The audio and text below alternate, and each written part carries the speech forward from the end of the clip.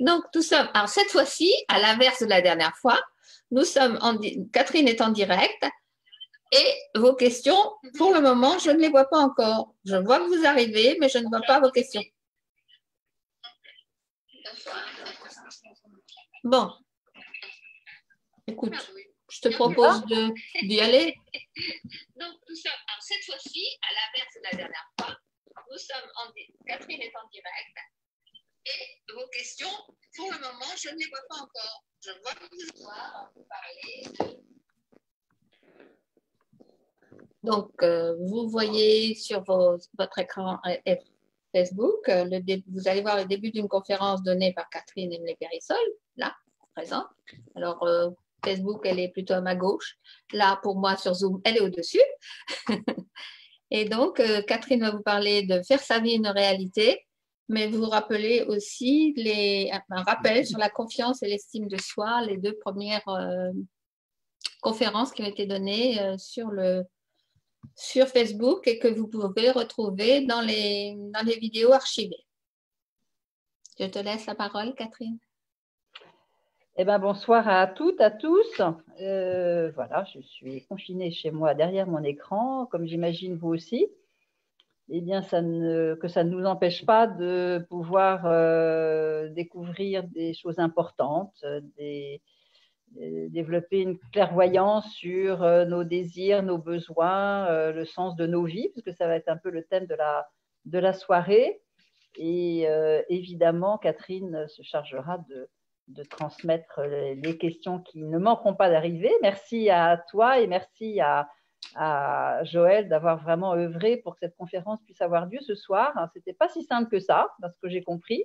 C'était pas si simple que ça. Arrivé. Voilà. Mais c'est parce qu'il y a des saturations de réseau aussi qui. Ouais, c'est ça. Ouais, pour le moment, il y a 14 personnes qui sont arrivées. Donc voilà, je te propose de démarrer. Alors, cette troisième présentation, cette troisième conférence, elle fait suite donc à celle que Catherine et moi avions donnée en novembre. Et puis les événements ont fait que tout ça a été décalé dans le temps. Et donc, nous avions parlé dans un premier temps de la confiance et dans un deuxième temps de l'estime. Et voilà, il me semble que dans la période que nous sommes en train de traverser, ces notions de confiance, cette notion plutôt de confiance, elle a tout son poids, hein, elle a toute sa valeur existentielle. Et c'est vrai que nous ne pouvons pas parler de réalité, de réalisation de soi et de faire de sa vie une réalité sans évoquer les deux points, les deux piliers, un peu comme deux jambes sur lesquelles nous pouvons nous appuyer pour pouvoir parler de la réalité. Et ces deux jambes, ces deux piliers sont évidemment la confiance et l'estime. C'est-à-dire que pour pouvoir faire quelque chose de sa vie, réaliser sa vie et la développer, eh bien, nous ne pouvons le faire qu'à partir de la façon dont nous avons déployé et construit notre confiance et déployé et construit notre estime de nous-mêmes avec les autres. Réaliser sa vie sans avoir préalablement conscience et connaissance de la façon dont nous avons construit notre confiance et notre estime de nous-mêmes, ce serait mettre les chevaux avant la charrue ou le bœuf avant la charrue, c'est ça? Parce que, la charrue avant les bœufs. La charrue avant les bœufs, merci, le bœuf, voilà, je vais y arriver. Parce que il y a vraiment le fait de réaliser sa vie ne peut se faire que dans la conscience de la conscience comment dirais-je, de la construction de notre confiance. Et cette confiance, eh bien, actuellement, elle est évidemment mise à mal, déstabilisée. Ou plus exactement, ce n'est pas notre confiance qui est mise à mal, c'est comme les critères et les points de repère changent, inévitablement, ces changements de repères font que ce sur quoi nous avons bâti notre confiance change. Nous partions tous les matins travailler pour la plupart, les enfants étaient habillés, tout ça se faisait dans un comportement assez automatique, dans une adaptation qui s'était faite au fil des journées, et tout d'un coup, tout change, enfin en tout cas beaucoup de choses changent, Et notre système nerveux, lui, ce qu'il aime, c'est rester dans le connu. C'est-à-dire que très souvent, la confiance se superpose aux connaissances que nous avons de ce qui a déjà été. Et le changement de repère fait que ce qui est connu eh bien, n'est plus adapté à la réalité de la situation. Et c'est là où nous perdons un peu les pédales, où nous pouvons nous affoler, où nous pouvons même paniquer, parce que c'est comme si nous cherchions absolument à retrouver ce que nous connaissons, alors que la réalité a changé. Donc là, nous sommes dans une crise tout à fait naturelle de confiance, non pas parce que la situation est angoissante, mais parce que face à la situation, qui est devenue plus incertaine, c'est-à-dire qu'elle est sortie des clous d'une forme de certitude et d'une forme bien connue de nous, eh bien, cette situation ayant changé, notre système nerveux est appelé à s'adapter au nouveau. Et pour la plupart d'entre nous, cette adaptation au nouveau, c'est difficile, c'est compliqué, c'est difficile. Le cerveau, lui, il aime bien se référer à ce qu'il connaît déjà. Et donc, il va, comme une boussole, chercher à s'en tenir à ce qu'il connaît déjà, tout simplement parce que pour un système nerveux, c'est moins coûteux que de reproduire le connu plutôt que de chercher une nouvelle adaptation à ce qui n'est pas encore connu. Et donc, aujourd'hui, c'est non seulement une crise sanitaire, ça on l'a bien entendu, mais c'est aussi une crise de confiance dans la mesure où ça nous amène à trouver des points d'appui, à trouver une façon de recréer de la confiance et de recréer des activités, des gestes qui vont être source de fiabilité, précisément alors que l'environnement nous en donne peu, puisque ce qu'on nous dit, c'est bah, voilà, il faut faire ça, mais on ne sait pas trop la suite. En tout cas, c'est une période de bouleversement, de changement, d'incertitude qui interpelle chacun sur comment je traverse cette période d'incertitude, comment je m'y prends et quels sont les moyens que je me donne pour pouvoir la traverser avec un maximum de certitude et un maximum pas forcément de connus du passé, mais de repères que je peux apprendre à construire dans la nouvelle situation. Voilà, donc ça c'est vraiment un point essentiel et je reçois, je continue à écouter des patients, mais aussi étant inscrite sur des plateformes pour me mettre à l'écoute des personnes qui sont les plus vulnérables et qui ont besoin d'un temps d'écoute. Voilà, j'entends combien la peur est là, combien des projections sont là, combien des colères vis-à-vis du gouvernement sont aussi très présentes. Si ce n'est pas le gouvernement, c'est les Chinois, ce n'est pas le Chinois, c'est les gens qui sont dans la rue. Pas... Ben voilà, les émotions sont vraiment le témoin de cette recherche de notre système nerveux pour arriver à nous adapter dans une situation qui est inhabituelle, dans lequel il y a un changement assez radical. Tout le monde le dit, nous n'étions pas préparés à ça. C'est toute crise, nous ne sommes jamais préparés à une crise. C'est bien pour ça qu'on l'appelle crise d'ailleurs, parce que la crise, c'est ce qui craque. Et donc, quelque chose qui a craqué dans le connu que nous avons expérimenté jusqu'à présent. Et donc, eh bien, il faut remonter ses manches pour non seulement agir auprès des plus démunis, mais aussi pour restaurer une forme de confiance qui ne peut pas être celle que nous avons eue dans ce que nous connaissions, mais qui va se renouveler à travers les choix et les expériences que nous faisons aujourd'hui. C'est pareil pour l'estime, c'est-à-dire que j'entends ou je lis, je ne suis pas très réseau, mais il m'en arrive quand même un certain nombre, et donc c'est on se moque de nous, on ne nous a pas prévenus, on manque de tout, c'est scandaleux, etc. Et on entend bien là que cette situation nouvelle, très, comment dirais-je, très, qui nous stimule vraiment dans les habitudes que nous avons eues jusqu'à présent, elle peut aussi résonner sur qui nous sommes, sur la valeur que nous nous accordons et la valeur que l'on pense que les autres nous accordent. Alors, c'est vrai de nos voisins, c'est vrai évidemment dans l'habitacle dans lequel nous sommes confinés, c'est nos compagnes, nos compagnons de vie, les enfants, les parents. Voilà, donc une situation qui est aussi en mouvement vient inévitablement aussi nous challenger sur la valeur que nous nous accordons, sur la personne que nous nous reconnaissons être, un parent, un enfant, un adulte, un professionnel, un soignant.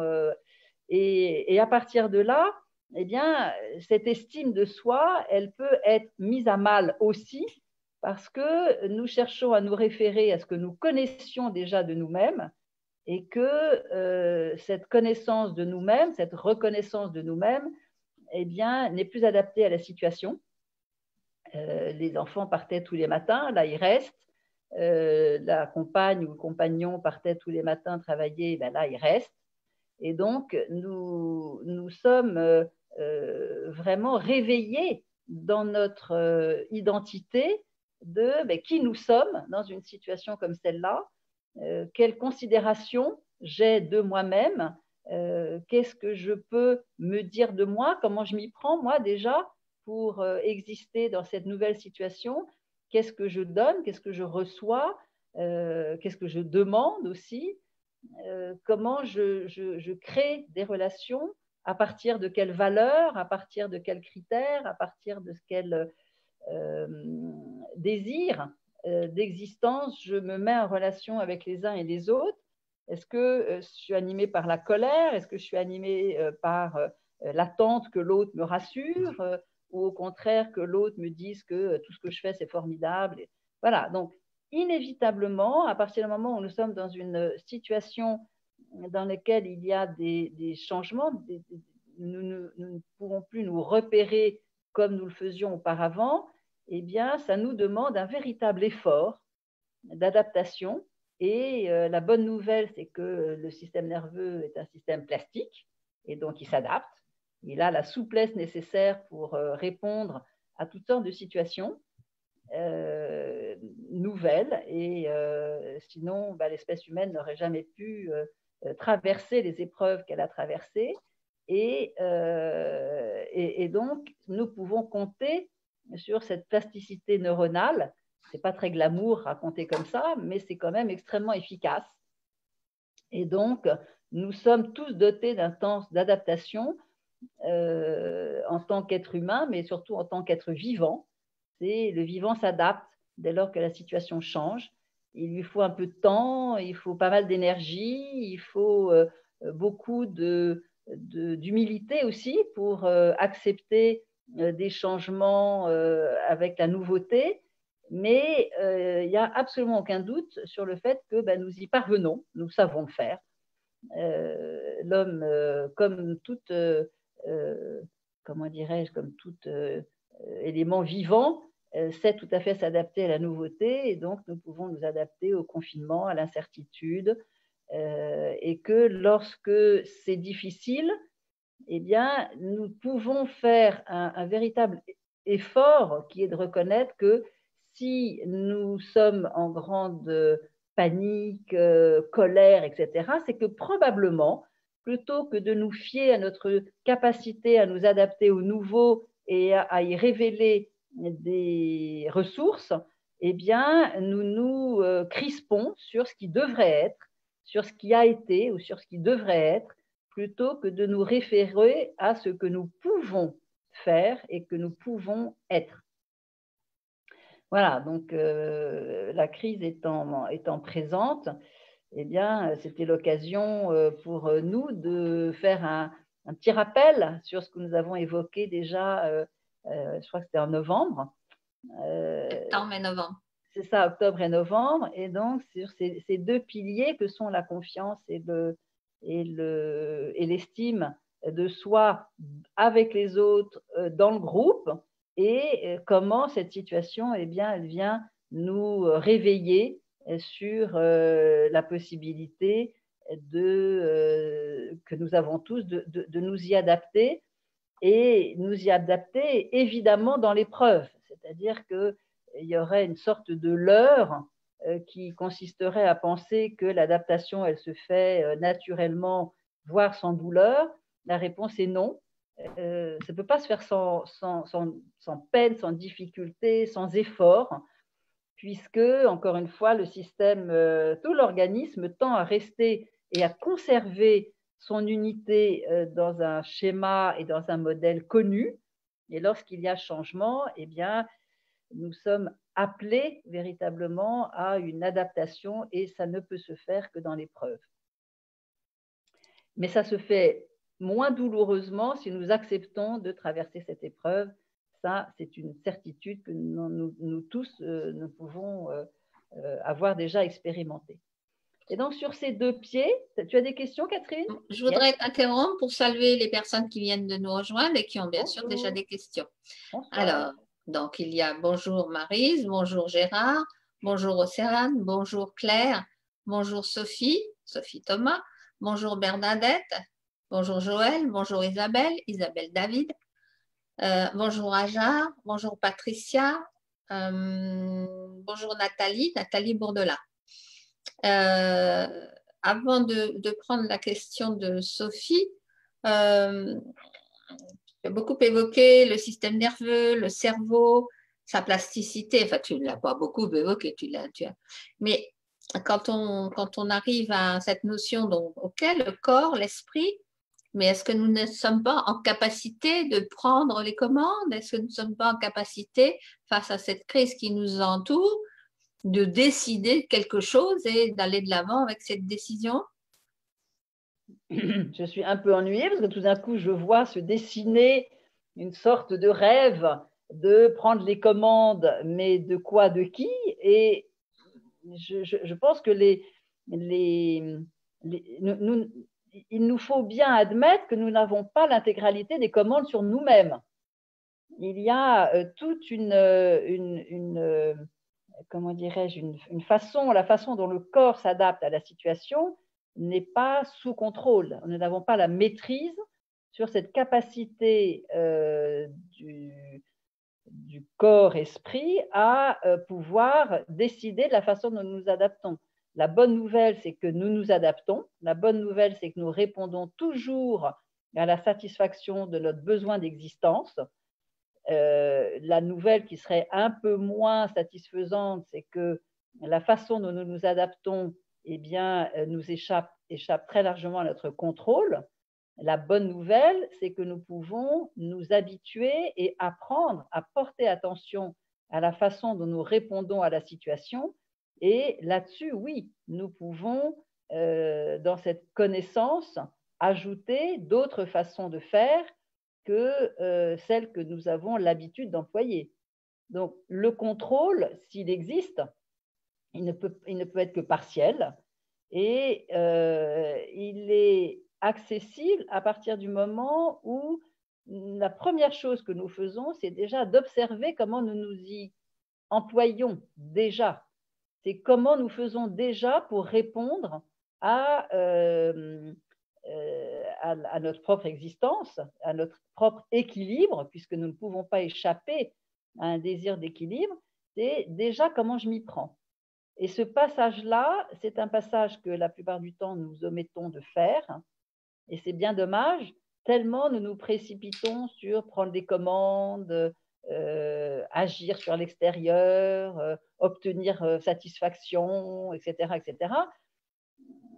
Non, c'est pour pouvoir améliorer, on va dire, notre adaptation au changement. Il y a un passage obligatoire qui est déjà de prendre en considération, de donner de la valeur, je vais presque dire de chérir déjà la façon dont nous nous y prenons, puisque c'est là-dessus que nous pouvons nous fier. C'est là-dessus, c'est ça que nous pouvons estimer, et c'est-à-dire cette façon dont notre corps-esprit nous donne déjà les moyens d'agir dans la situation. Et c'est à partir de cette reconnaissance et de cette tendresse vis-à-vis de la façon dont déjà nous nous comportons, que nous allons pouvoir améliorer, modifier, ajouter d'autres façons de répondre. Est-ce que c'est clair, Catherine? Oui. J'espère que c'est clair pour nos amis. Donc, Sophie s'interroge, est-ce que les personnes de grand âge sont-elles également capables, je suppose que c'était par rapport à la notion de plasticité.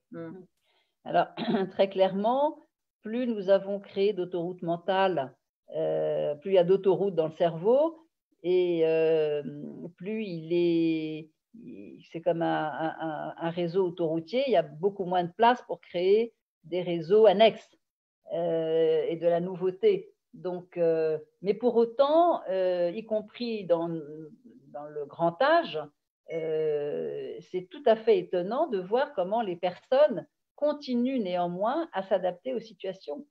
Et on peut le voir dans des situations dramatiques que l'on a pu vivre, que ce soit pendant la période de guerre, d'exode, etc., et qui aujourd'hui sont encore d'actualité dans des tas de pays, de constater que les personnes âgées, du fait justement de leur expérience passée, trouvent encore, toujours, jusqu'au bout, des capacités pour répondre aux changements et quelquefois, en puisant dans leur expérience, elles peuvent mieux trouver que d'autres des façons de s'adapter, mais parce qu'elles le trouvent dans leur expérience. Ce qui est source de douleur et de stress, on peut dire, hein, d'anxiété, d'angoisse et de violence, c'est de vouloir que les événements extérieurs soient tels qu'on voudrait qu'ils soient.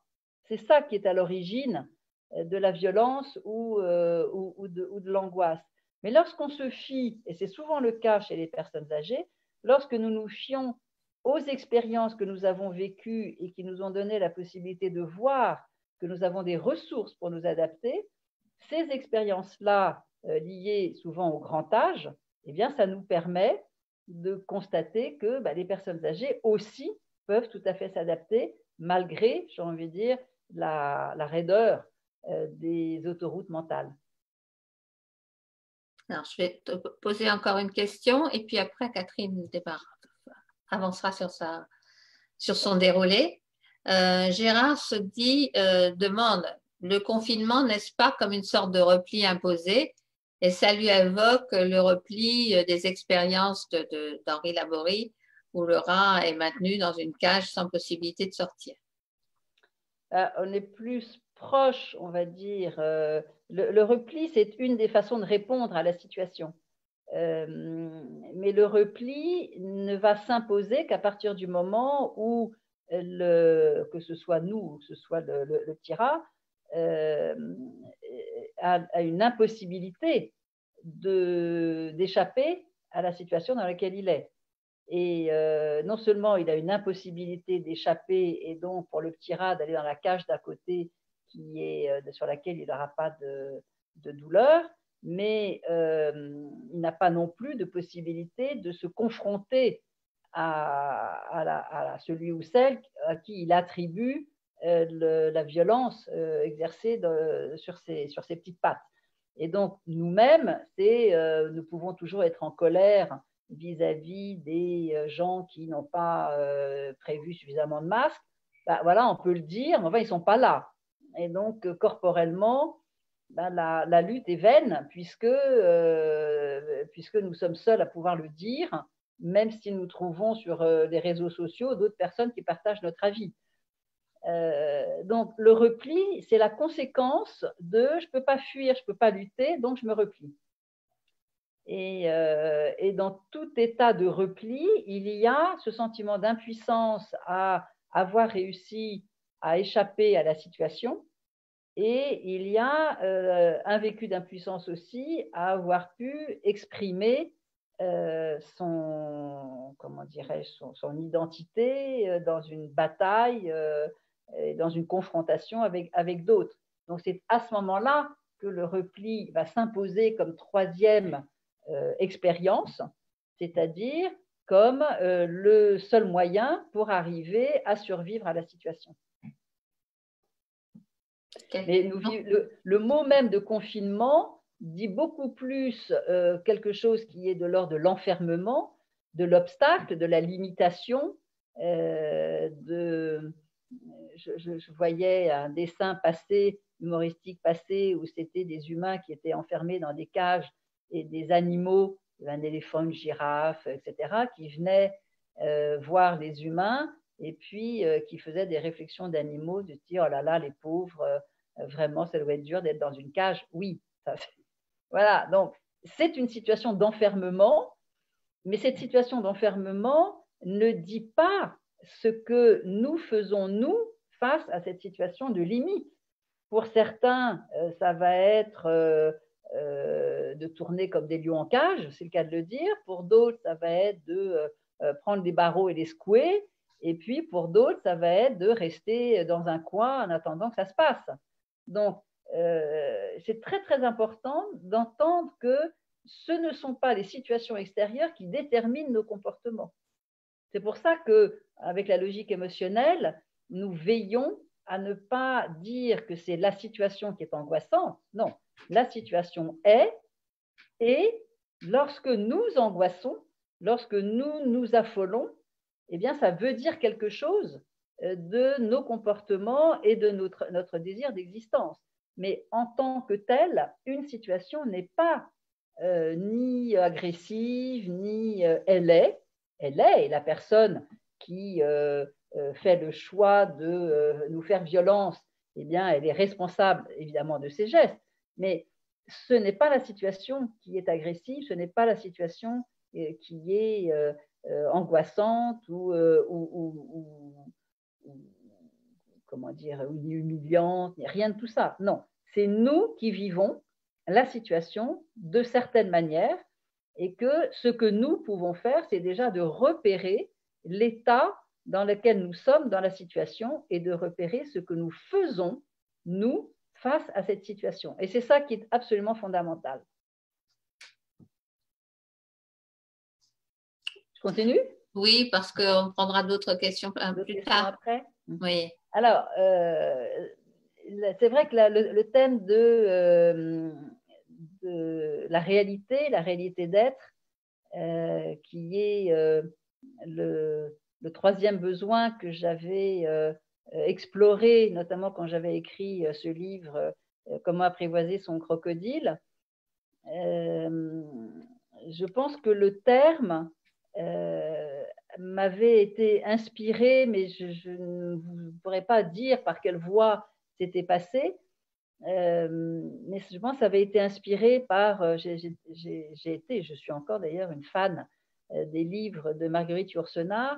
Et Marguerite Yourcenar parle dans certains écrits de cette réalité d'être, c'est-à-dire de pouvoir se sentir exister. C'est-à-dire que ce n'est pas simplement exister, c'est se sentir exister, c'est toucher sa propre réalité, non pas comme une abstraction de quelque chose qui serait à réaliser, mais au contraire de pouvoir se connecter à sa propre réalité, à la réalité de sa propre existence dans la situation dans laquelle nous sommes. Et donc, ce terme de réalité d'être, qui fait suite aux besoins de sécurité et d'identité, c'est un terme délicat parce que ça parle effectivement de réalité. Donc, ça vient interroger ce que c'est que la réalité. Ça vient faire écho au fait de réaliser sa vie. C'est quoi réaliser sa vie? Comme si, tant qu'on ne la réalisait pas, on passait à côté. Et vient faire écho aussi à ce terme qui est un terme que chacun peut utiliser très couramment, c'est-à-dire celui d'exister.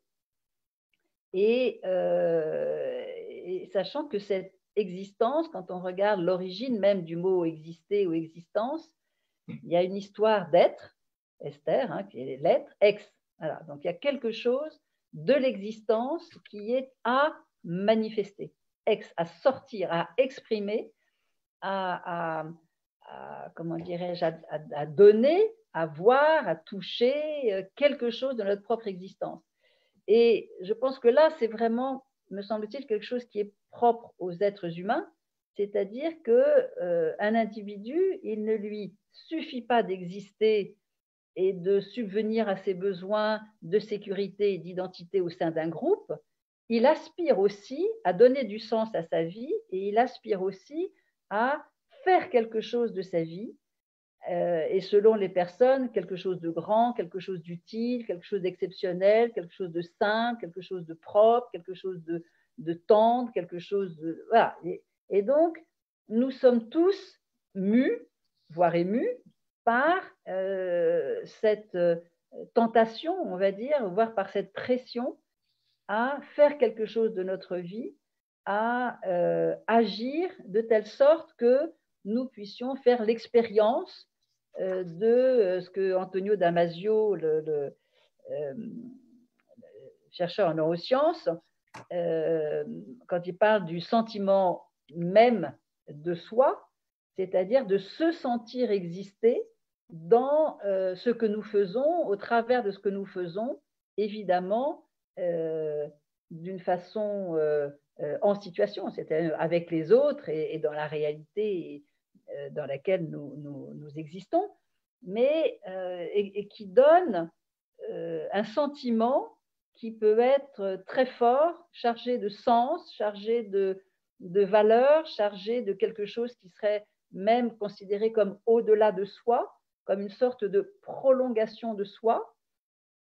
Et à travers un objet qui est fait, à travers une découverte, à travers une chanson, à travers le fait de faire grandir les enfants, à travers une action qui est menée, une association, que sais-je.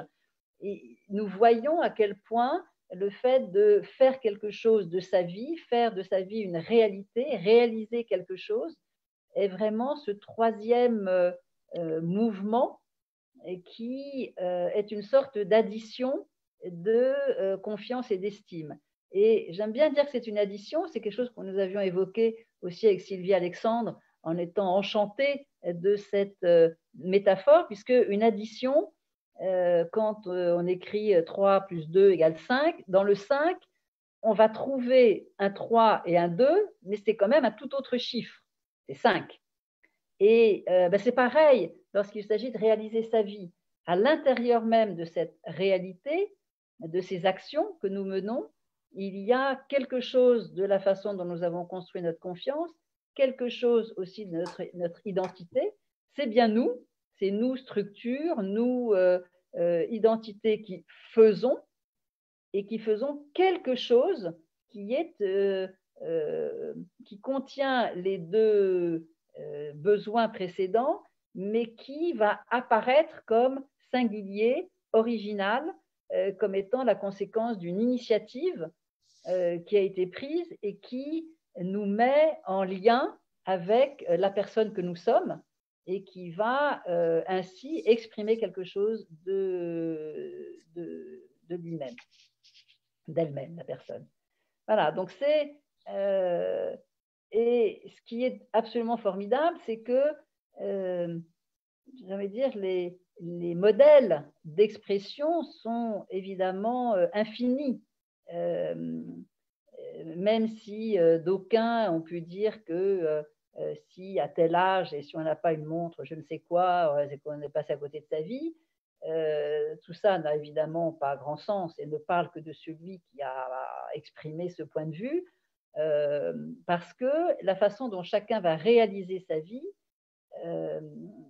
parle de lui-même, parle de la façon dont il va déployer justement ce sentiment d'existence et trouver des formes qui peuvent être grandioses ou modestes, et évidemment, peu importe ce qui est exprimé.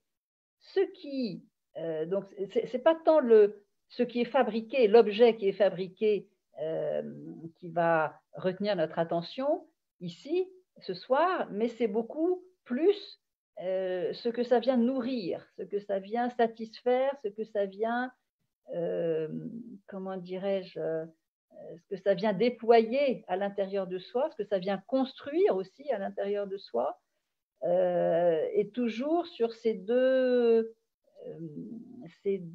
polarités, puisque je ne me souviens plus très bien si on avait évoqué ces deux polarités, mais oui, certainement, dans la question de la confiance et de l'estime, eh bien, nous sommes toujours tous mus par deux polarités apparemment contraires, l'une qui est celle de la conservation de son existence, conservation à l'identique, conservation de ce qui est déjà là et acquis, et puis l'autre polarité qui est celle de la croissance. Et donc, nous oscillons en permanence entre une polarité statique conservatrice et une polarité dynamique et beaucoup plus, comment dirais-je, agissante, renouvelable. Et c'est amusant d'ailleurs parce qu'on retrouve ces deux polarités, que ce soit en politique ou que ce soit dans toutes sortes de situations, entre conservateurs et libéraux. Enfin voilà, on trouve toujours ces deux polarités, tout simplement parce qu'elles racontent l'existence elle-même, c'est-à-dire qu'elles racontent comment nous ne pouvons pas échapper, la cellule elle-même ne peut pas échapper à cette dynamique qui consiste à la fois à se reproduire et à la fois à se reproduire à l'identique. Et donc, c'est croissance, conservation en permanence. Et donc, cette réalité d'être, le fait de faire de sa vie une réalité, donc se réaliser, eh bien, là aussi, on va trouver les mêmes mouvements, les mêmes polarités. Une polarité de croissance qui, elle, va beaucoup plus nous parler d'ordre, d'harmonie, de cohérence,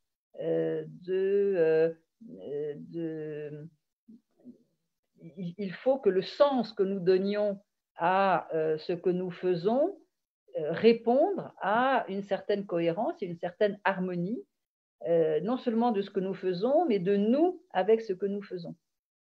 Et donc, c'est pour ça que je parle aussi de prolongement, c'est-à-dire qu'on a tendance à vouloir se prolonger dans ce que nous fabriquons, dans nos actions, dans un sens justement de cohérence et d'ordre. Et c'est un point qui est très important puisque la nature, comme le néocortex d'ailleurs, a horreur du vide, mais il a aussi horreur du désordre. Et donc, il y a cette polarité qui nous appelle du côté de mettre de l'ordre, de donner de l'ordre et d'un sens qui soit aussi un sens avec une certaine ordonnance, on va dire. Puis, de l'autre côté, il y a à l'inverse, en tout cas sa complémentarité, c'est-à-dire qu'il s'agit de croître. Et il s'agit que ce que nous créons, que notre vie réponde à ce désir de croissance et donc qu'il y ait une dynamique de créativité qui justement nous éloigne en quelque sorte d'un ordre qui était préétabli, d'un ordre connu, d'un sens connu, au profit d'une création qui renouvelle l'ordre, non pas qu'il y aura plus d'ordre, mais l'ordre sera renouvelé, il sera différent, il y aura quelque chose de différent par rapport à l'ordre initial. Et donc, on voit que dans cette autre polarité, il y a l'aspiration de chacun à avoir ce qu'on appelle des initiatives personnelles, c'est-à-dire initier quelque chose de différent, quelque chose de libre, la liberté étant du registre de la sécurité, la différence étant du registre de l'identité, et donc l'initiative, c'est cette aspiration à croître, à ajouter quelque chose dans le monde, dans sa propre vie et donc dans le monde, d'initier quelque chose, d'être à l'origine de quelque chose de différent, de nouveau, et qui va ajouter au monde une information, une forme, qui fait que, en le faisant, eh bien, nous informons aussi le monde grâce à ce que nous allons lui ajouter. Et donc, que ce soit un objet, mais que ce soit aussi soi-même. C'est-à-dire, nous pouvons aussi nous considérer comme une forme qui s'ajoute au monde et qui va pouvoir participer à la cohérence du monde et à son renouvellement. Et je trouve que ce sujet est évidemment particulièrement important en ce moment où, compte tenu des changements en cours, peut-être pouvons-nous entendre que c'est le moment ou jamais d'apporter un renouvellement et que plus nous agirons dans le sens de cette initiative personnelle, plus nous agirons dans ce renouvellement de, comment dirais-je, d'un ordre qui va évoluer, plus nous accompagnerons le mouvement qui est en train de se faire et aideront finalement par nos comportements, par notre posture, nous aiderons ce renouvellement à prendre en considération ce qui se passe et favoriser comment dirais-je, ouvrir, on va dire, une nouvelle fenêtre sur ce que peut devenir nos relations et le monde. Je partageais de très loin, vous vous en doutez, avec un voisin de l'autre côté de ma cour, qu'il me faisait part du fait qu'il espérait que Venise, parce qu'il était allé à Venise il n'y a pas très longtemps, et que quand même les canaux étaient un peu glauques, et puis les bateaux, et bref, on connaît tous les images de Venise qui nous font souvent une peine immense. Et il me disait, c'est formidable, à Venise, l'eau est redevenue claire, il y a des poissons. Et continuons en disant, espérons que une fois que la crise du Covid-19 sera terminée, les touristes ne vont pas à nouveau réaffluer et du coup faire fuir les poissons et à nouveau obscurcir l'eau des canaux. C'est une grande inconnue.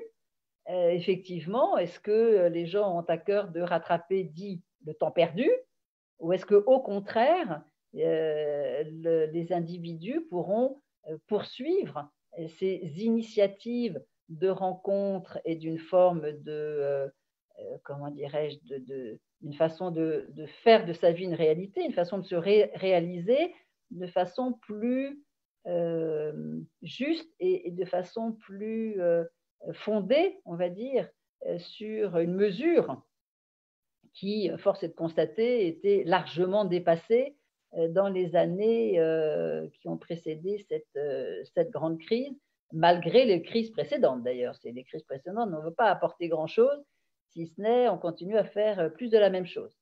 Donc nous verrons bien, mais la réalité, le fait de donner à la fois de la cohérence, de l'ordre et de la croissance par des initiatives personnelles, c'est-à-dire de se mettre au charbon, de se mettre au boulot, ça fait partie véritablement des besoins humains au travers de donner du sens, donner de la valeur, agir dans le sens de l'individu et du bien commun. Ça fait vraiment partie et ça n'a rien à voir avec une morale. Je ne suis pas contre la morale, mais là, on est au plus près de la biologie, c'est-à-dire que le fait de réactualiser, de renouveler notre présence au monde, évidemment se fonde sur la confiance en sa propre structure, donc en sa propre santé, dans le respect de soi avec les autres, et à partir de là, nous pouvons effectivement construire quelque chose de neuf et dans lequel nous pouvons nous engager de façon individuelle et évidemment collective.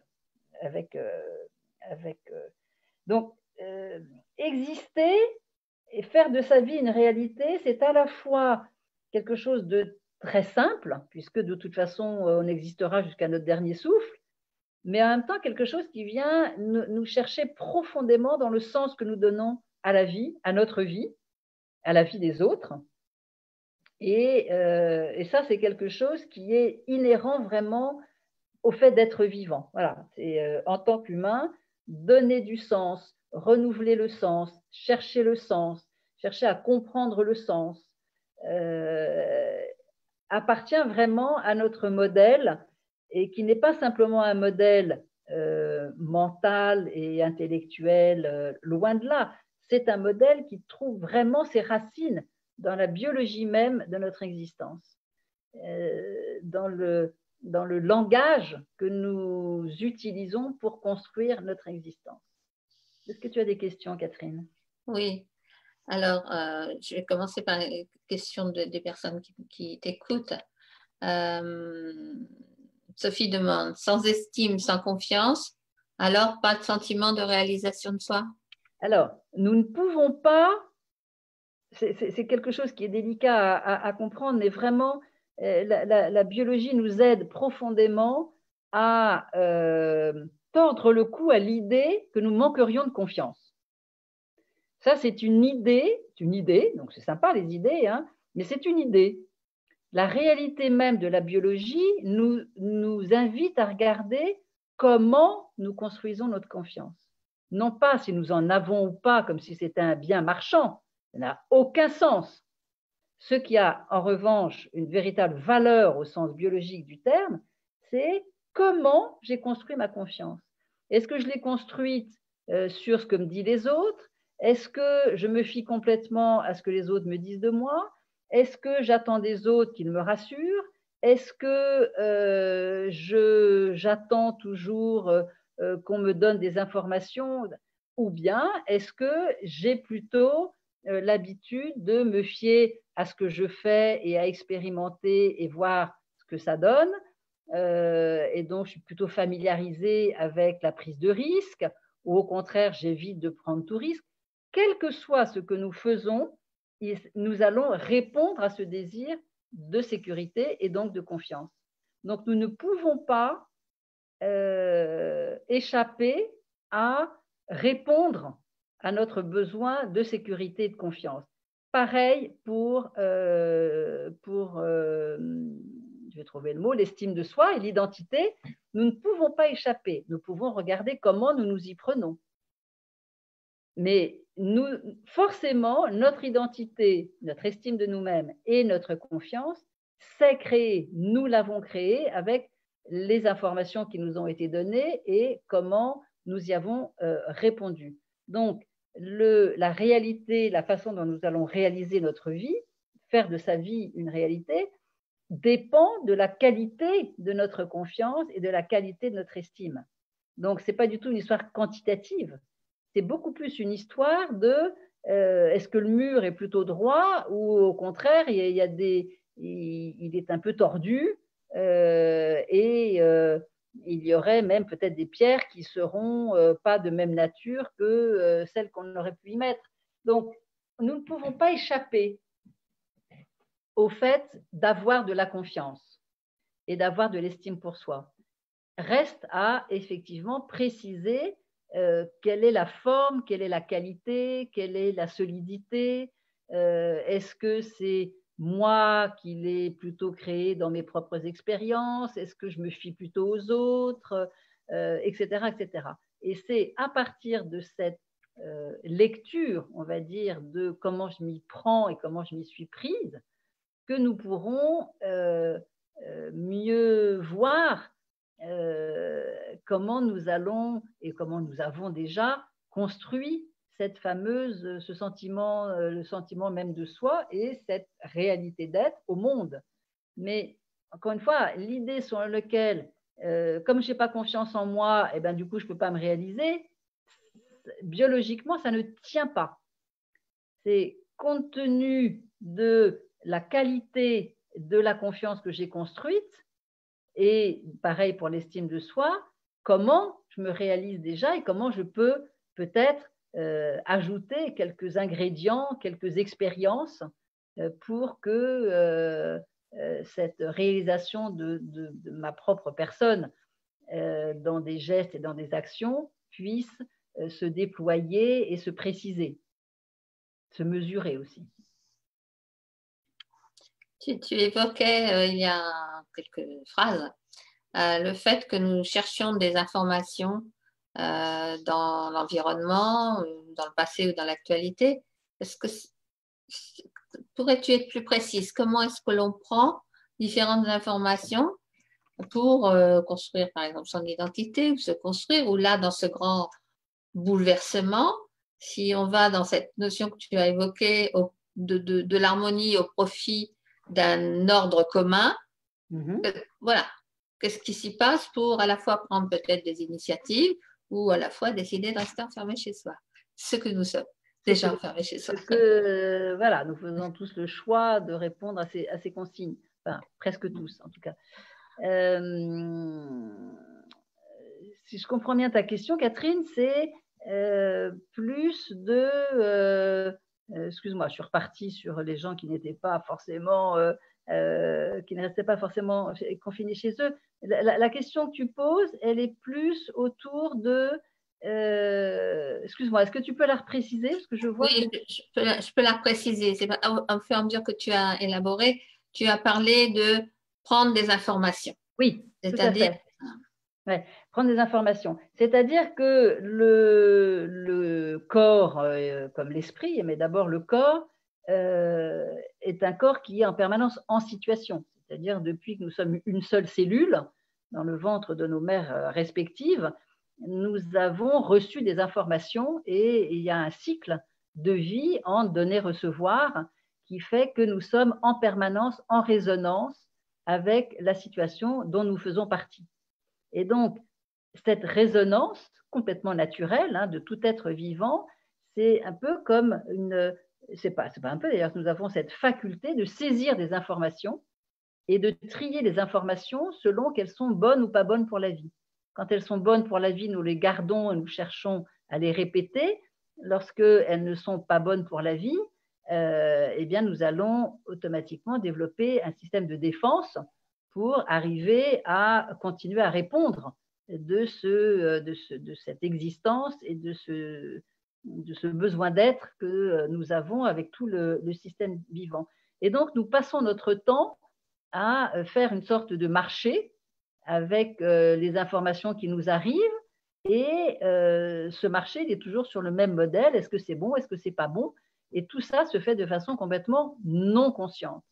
Ce n'est que dans le développement, on va dire, de ces informations très automatiques et le développement dans la mémoire et dans le néocortex que nous pouvons prendre conscience de la nature de ces informations, de la valeur, parce que nous allons construire et élaborer toute une histoire à partir de ces informations que nous utilisons, mais nous n'avons pas le contrôle sur la façon dont nous les utilisons.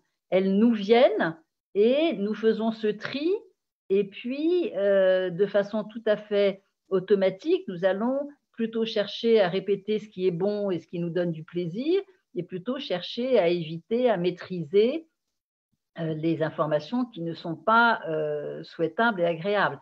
Et donc, ce système-là, il est tout simplement le nôtre, même si nous ne le savons pas, et nous sommes évidemment tous très tentés de vouloir exercer une sorte de contrôle et de maîtrise, de vouloir exercer une volonté sur à la fois notre environnement et à la fois sur nous-mêmes. Et donc, si on reste sur évidemment le thème de ce soir, vouloir se réaliser n'a aucun sens. Ce n'est pas une histoire de volonté, c'est une histoire beaucoup plus d'action, d'engagement, une histoire de faire avec la situation telle qu'elle est, c'est-à-dire de pouvoir porter notre attention sur la façon dont nous sommes présents à la situation et à ce qui nous environne. Même si ça fait, là aussi, ça n'a pas l'air d'être très folichon, le fait d'être juste présent et de faire avec la situation, mais c'est quand même ce qui va être le plus porteur, le plus, j'allais dire, le plus beau, d'arriver à faire avec la situation, de pouvoir se réaliser avec la situation telle qu'elle est, telle qu'elle apparaît à nos sens, avec toute la richesse et notre capacité à agir avec, à créer avec, à inventer avec cette situation, pour que nous puissions nous développer, nous et avec évidemment l'environnement. Est-ce que j'ai répondu à peu près à ta question? Oui, tu as répondu. Mais dans cette, j'entends le contrôle là, qui arrive régulièrement. Ouais. Et puis je me dis, mais parfois, quand j'entends des patients, quand je me vois même à l'œuvre, je me dis, il y a quand même pas mal d'écueils à cette. Est-ce que, est-ce que, est-ce que je rêve ou est-ce que, je sais pas moi, l'amour-propre, dénier la situation comme on le voit actuellement. Il y a des personnes qui n'ont pas encore pris la mesure de ce qui arrive vraiment. C'est la même Marguerite Yourcenar disait, il n'y a rien de plus sale que l'amour-propre.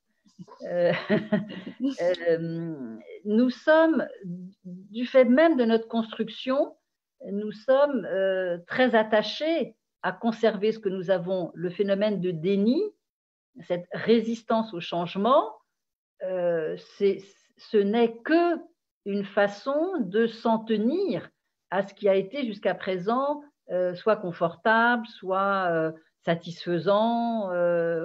Et donc, nous ne sommes pas dans le déni pour enquiquiner les autres, nous sommes dans le déni parce que nous recherchons à conserver une situation intérieure, un état, une stabilité, un équilibre intérieur que nous voyons perdu du fait de la situation. Donc le déni, c'est une façon qui peut même être un peu désespérée à vouloir absolument conserver les choses en l'état. Mais bien sûr que c'est projeté sur l'environnement, mais ce que nous cherchons naturellement à conserver, c'est notre propre équilibre à nous. C'est-à-dire que tant que je ferme les yeux, tant que je ne fais pas attention au bouleversement actuel, j'ai peut-être une chance de rester en équilibre tel que j'ai été jusqu'à présent et ça ira. Donc, le déni, la résistance, ça fait partie évidemment des modèles défensifs de l'être humain et on peut déjà que le constater et faire là aussi quelque chose de ça, c'est-à-dire comment nous leur parlons, comment il ne s'agit pas juste de les fustiger, il s'agit de prendre les individus comme ils sont, et ils font partie de la situation, et donc d'être inventifs là aussi dans des modes de communication, dans des gestes, dans les écouter aussi, ça c'est vraiment, j'ai envie de dire même le plus important, c'est de les écouter, c'est-à-dire d'entendre que, bah oui, j'aimerais bien que les choses ne soient pas comme elles sont et c'est tellement difficile de les regarder et de faire face à la situation. Et c'est tellement difficile qui fait que du coup, bah, je préfère me détourner et éviter de faire face, puisque je ne peux pas fuir, mais j'essaye quand même. Donc, effectivement, tu as raison, c'est pas si simple. C'est pas si simple, mais c'est aussi la grandeur des hommes, de l'homme avec un grand H ou des hommes, que de s'atteler à cette tâche qui consiste à donner du sens au moindre événement. Donc ça, c'est de toute façon ce que nous faisons. Hein. Le moindre bruit qui se passe, les oreilles sont saisies et sont en alerte et immédiatement, nous allons chercher à habiller ce que nous avons capté par nos oreilles de sens. Et donc, nous allons nous dire, ah, ça c'est une voiture qui passe, ah, ça c'est le voisin qui enlève ses chaussures, ah, ça, je pense qu'on doit être nombreux en ce moment à écouter les voisins du dessus.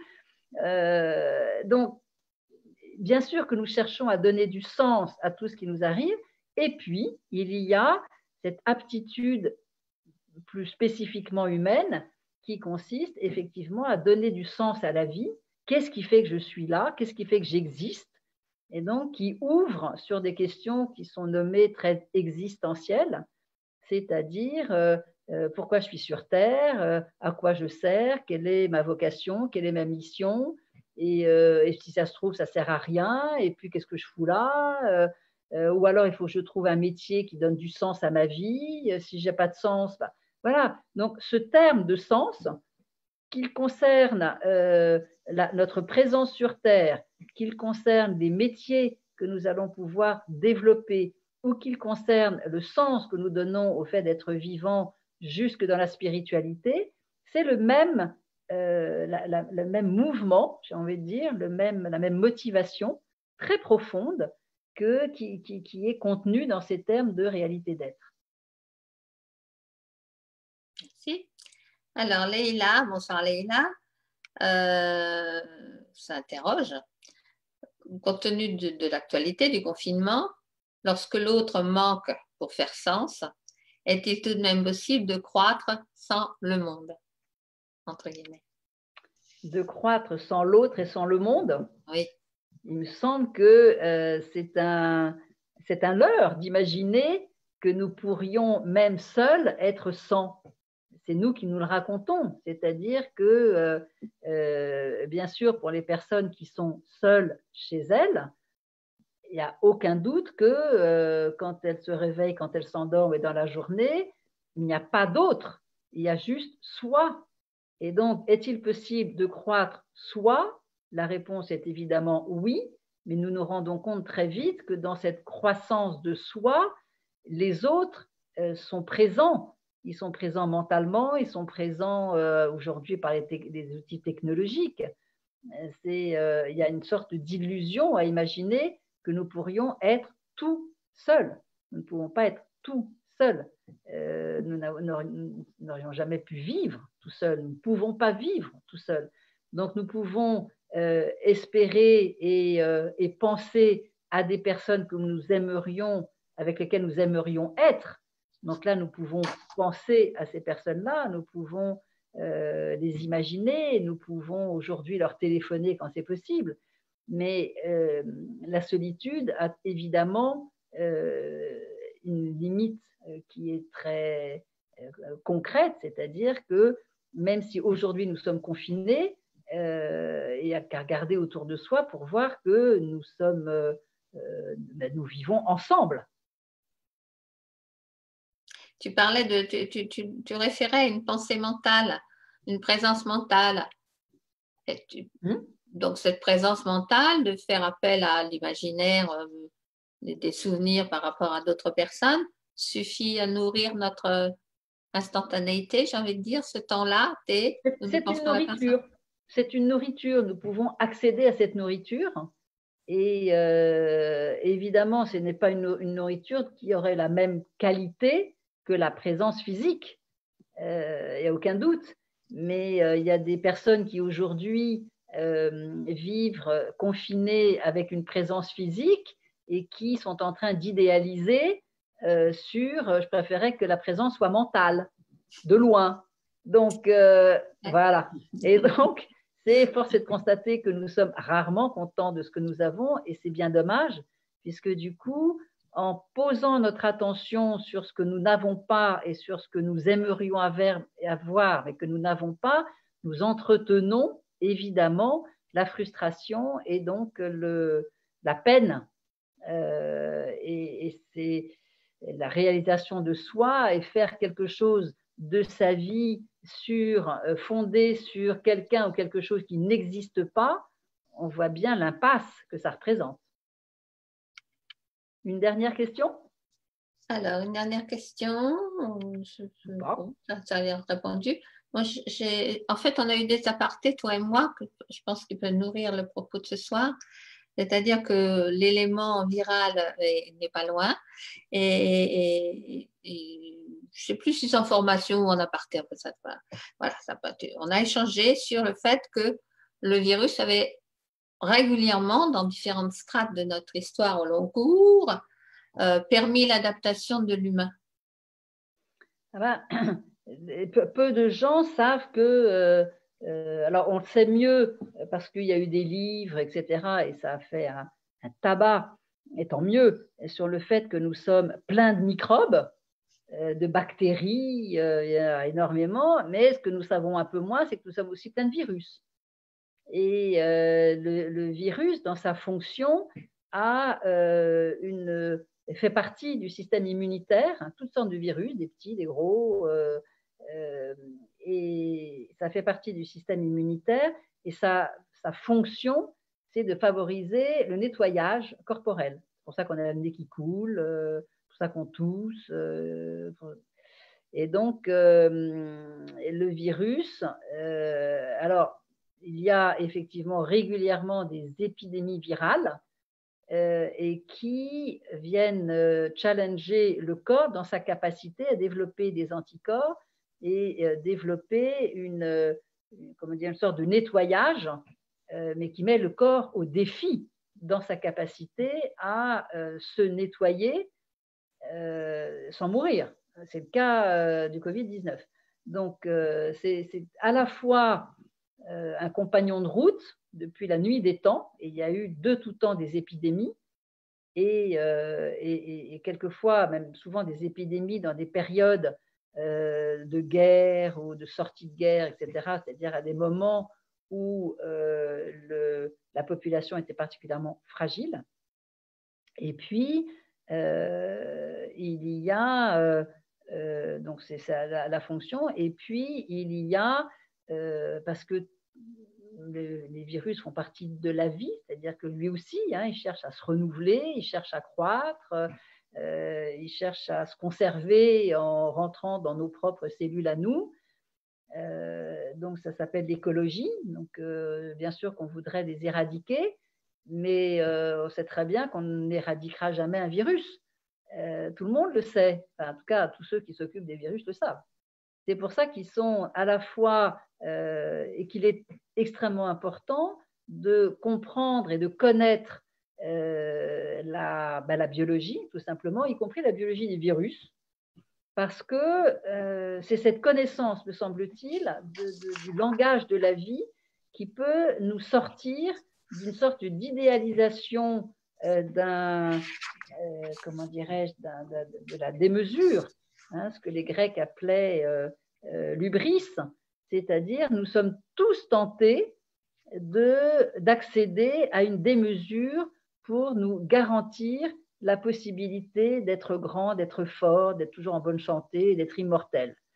Et que l'histoire nous apprend combien, lorsque les sociétés viennent comme ça toucher un petit peu trop haut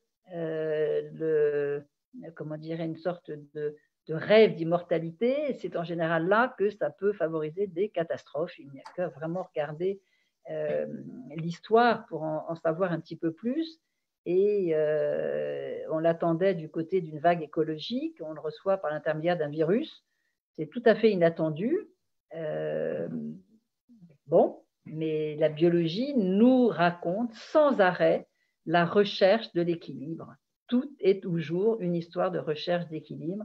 Merci à Antonio Damasio d'avoir écrit ces livres formidables sur la recherche naturelle d'homéostasie, et que nous ne pouvons pas échapper à cette recherche d'équilibre, et que lorsque des sociétés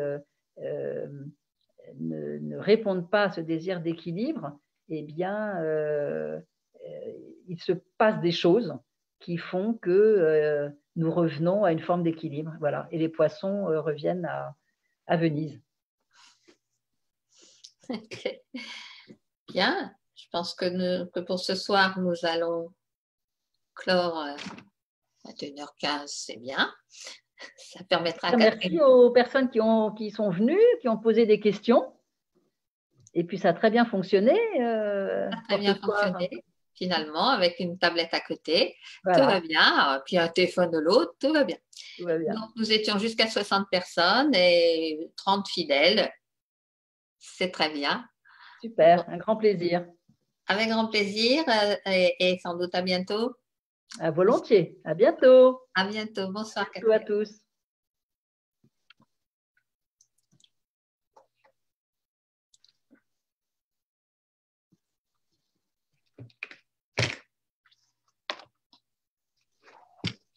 Tuk, tuk, tuk, tuk.